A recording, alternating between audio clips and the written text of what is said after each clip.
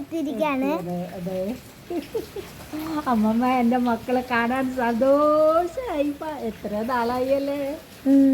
ഇനി നമുക്ക് ഇവിടെ ഓണം കഴിഞ്ഞിട്ട് 2 ദിവസം കഴിഞ്ഞിട്ട് പിലിക്കോട് പോയിട്ട് ആടെ ഓണപരിപാടി ഉണ്ട്. അതെയാ, ആയിക്കോട്ടെ. സ്കൂളില് എന്നാലും എൻ്റെ മക്കള് വന്നല്ലേ.